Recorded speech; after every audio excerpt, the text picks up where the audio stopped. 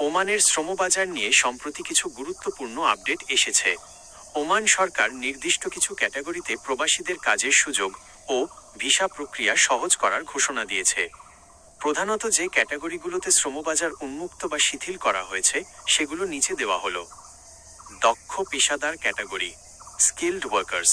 সবচেয়ে বেশি গুরুত্ব দেওয়া হচ্ছে দক্ষ জনশক্তির ওপর। এর মধ্যে রয়েছে ইঞ্জিনিয়ার ও আর্কিটেক্ট, নির্মাণ শিল্পের জন্য বিশেষায়িত ইঞ্জিনিয়ার, চিকিৎসা সেবা, ডাক্তার, নার্স এবং ল্যাব টেকনিশিয়ান, শিক্ষক, বিশেষ করে উচ্চশিক্ষা ও কারিগরি শিক্ষা প্রতিষ্ঠানের জন্য। 2. কারিগরি ও নির্মাণ খাত, টেকনিক্যাল এবং কনস্ট্রাকশন। নির্মাণ শিল্পের স্থবিরতা কাটাতে কিছু কারিগরি পদে ভিসা ইস্যু করা হচ্ছে।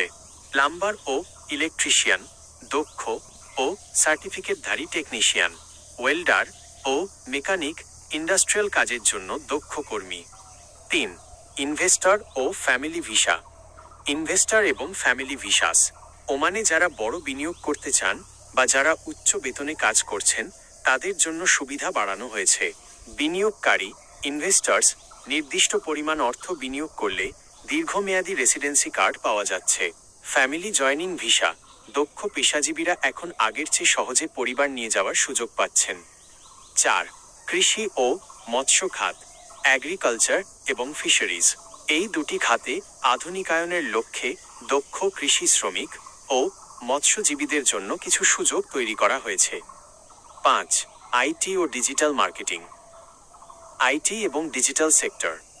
বর্তমান সময়ের চাহিদা অনুযায়ী সফটওয়্যার ডেভেলপার, ডেটা অ্যানালিস্ট এবং ডিজিটাল কন্টেন্ট ক্রিয়েটরদের জন্য ওমান নতুন দ্বার উন্মোচন করছে।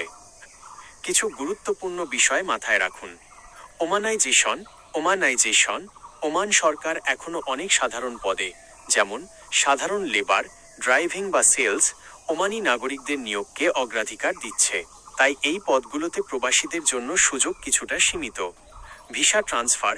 এক কোম্পানি থেকে অন্য কোম্পানিতে ভিসা ট্রান্সফারের নিয়ম আগের চেয়ে কিছুটা সহজ করা হয়েছে, তবে এর জন্য নির্দিষ্ট শর্ত